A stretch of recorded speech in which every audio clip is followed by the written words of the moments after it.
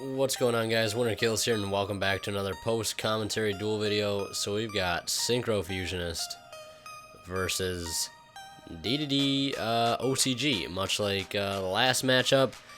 We had Atlanteans versus DDD OCG, and I want to address that stupid mistake I made with Solemn Strike. Like I said, we played for about 4 or 5 hours previously, and I recorded all those matches, and there was a technical issue, and the footage was rendered useless. I was pretty upset about that, and it was late. My brother had to study for finals, so I'm sure some of you understand how that goes. So we just kind of played a couple more matches, and they may or may not have been of the best quality, which is why some of those mistakes may have happened. So I do want to apologize for that. This is one of those matches afterwards.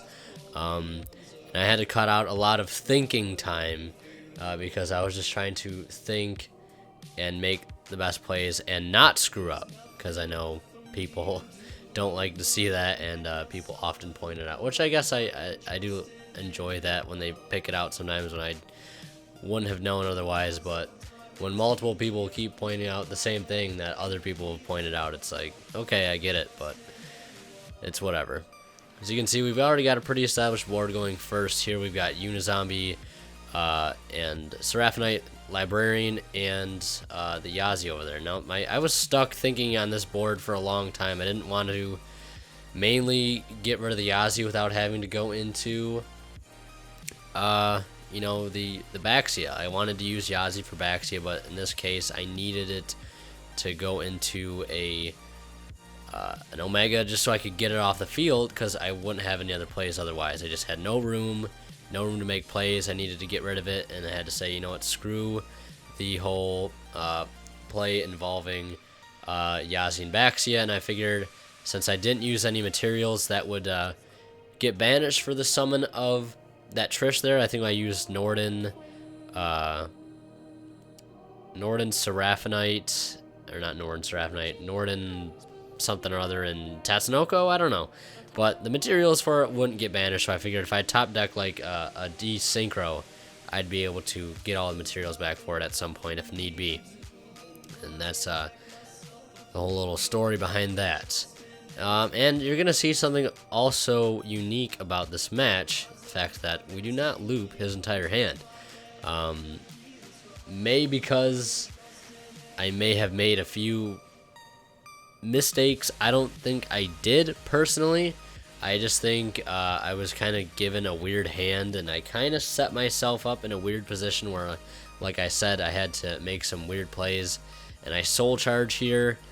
I end up going for Tatsunoko, Seraphonite, and that Cell Synchron, which I suppose I should have just soul charge out of Yazi, because I don't ever end up using that Cell Synchron for anything else other than just damage later on. And I wanted to soul charge just so I can make that third Omega, just so I can knock at least a couple more cards out of his hand, just so he doesn't have any spectacular plays next turn. However, you could argue 2 cards is sometime all you need with this deck, especially with DDD OCG, very explosive. It doesn't need that many cards to get some combos off. He just needs, you know, a Hellgate and something else to get his plays going. But yeah, I wanted to be as aggressive as I could with the hand looping 4 cards out of 5 8 battle. Start his turn with 2 cards next turn. You'll see that. And I only have room for 2 Omegas. And yeah, you'll see that right here. So one question I had for those who know rulings better than I do. In this situation, if all 3 Omegas can't return, do all 3 of his cards return? I don't know this off the bat. I didn't feel like looking it up. Like I said, after several hours of playing, I said, you know what, fuck it, just add those cards back to your hand. It doesn't matter. I'm going to knock them out of your hand again. Anyways, and I finally get to normal summon that glow up bulb and make a formula for the first time the entire game and get more draws. So that was really helpful. And that foolish being able to send that Mizuki to the graveyard, and then I'm able to level eat. I think the Trish again to go into Tatsunoko, And I think my final bit of damage I get here, because I'm obviously just not going to attack with Tatsunoko, Trish, and Librarian, and I think like a 500 or 1,000 attack a Cell Synchron, so I go Power Giant, put him in attack position, making sure he has no stipulation where he cannot attack when summoned that way, but he doesn't, and he has 2,200 attack, so it's not bad. I ended up swinging in for a game right there, and that was game 1. We don't get the hand loop, we partially get it and able to fight through a turn 2 based on his hindrance of card advantage and my already established board. So yeah, that just kind of goes to show for those who think that the deck needs to be first turn all or nothing. I guess you could argue sometimes, yeah, but that's not always the case. Here he's going to open up Where Art Thou? Very interesting card in this deck. He's going to go grab Lamia with that. Now basically Where Art Thou's stipulation is if you control a level 1 monster, you can add a level 1 monster from deck to your hand. But if you do not normal summon that added monster, you will take 2,000 damage at the end of the turn. This is a very common combo in the OCG, where you'll see people a lot of turns adding a card to their hand through Where Art Thou, whether it be if they have a Coupler on the field, a Lamia, or a Necro Slime, as you saw. They'll be able to get a Dark on board and make it so that they can gain that 2,000 life points instead of taking it. So that's pretty interesting. Pretty interesting way to get yourself a head start going first. Obviously, it won't make too much of a difference here since he will have activated Soul Charge in order to make some of these other plays happen, you know, Hexblood and the Stardust Spark. That 2k damage won't matter too much, just so he can secure himself an established board. So now I have to worry about playing through Hexblood in a set back row, which could be Solemn Strike. He does play the whole Solemn Brigade in his deck. And I hope I didn't fuck anything up with Solemn Strike in this game, or else I'll be kind of upset, but it is what it is. I end up being able to play through most of his negations, and I get that Foolish Burial, that Clutch Foolish, to be able to send the Love Leader to the graveyard.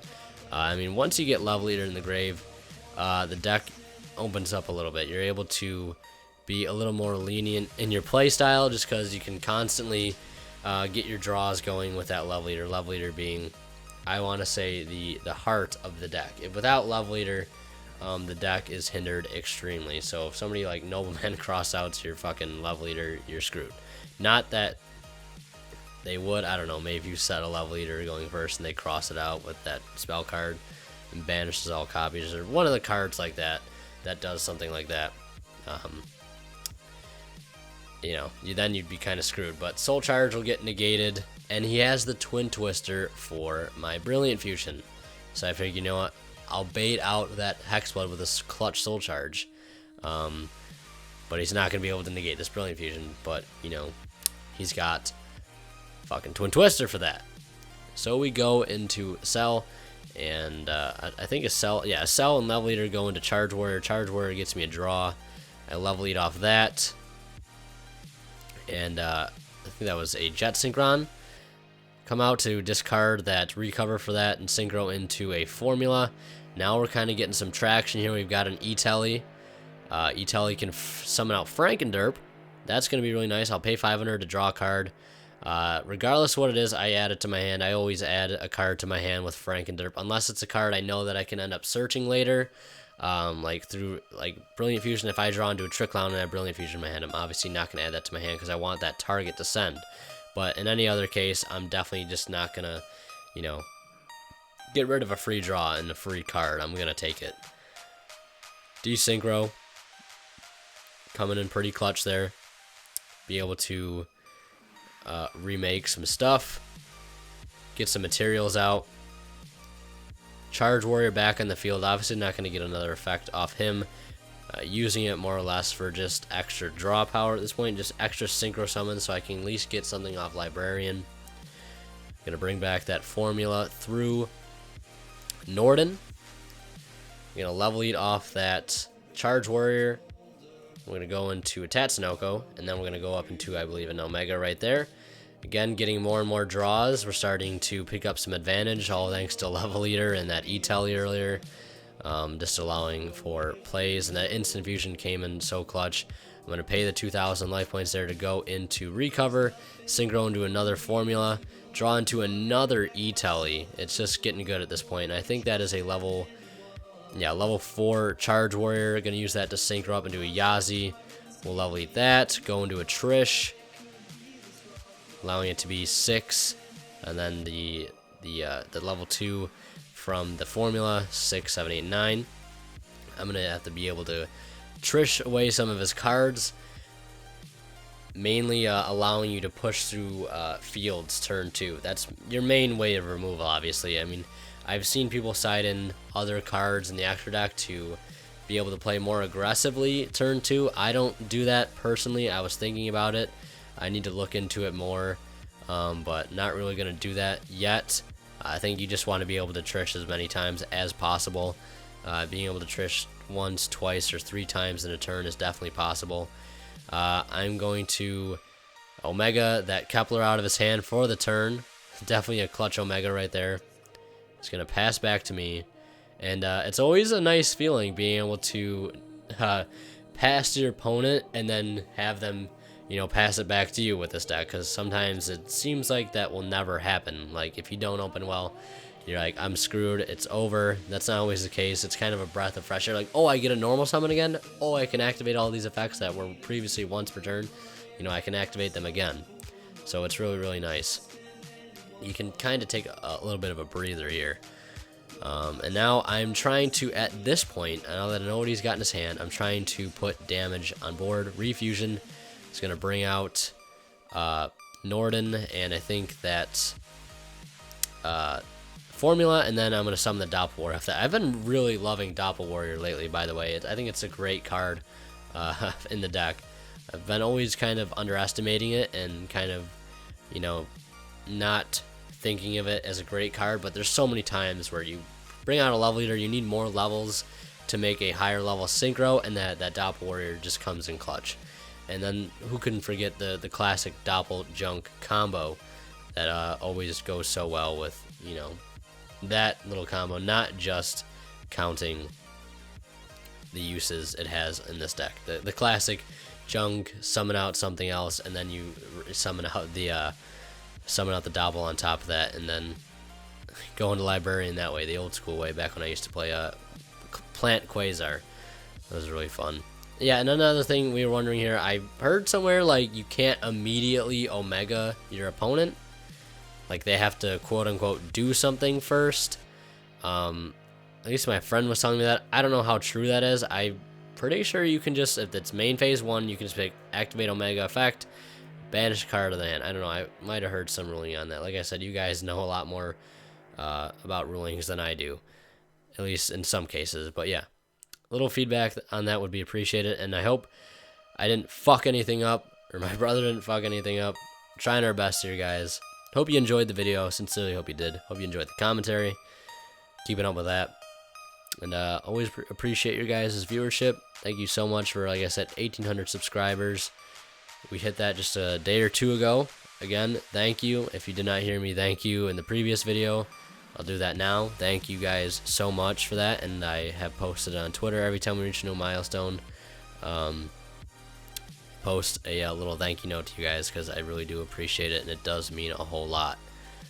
But yeah, Winter Kill is signing out. We'll see you in the next one, guys. Thank you so much for watching. Night is cold, but your heart's colder. I will wait for you.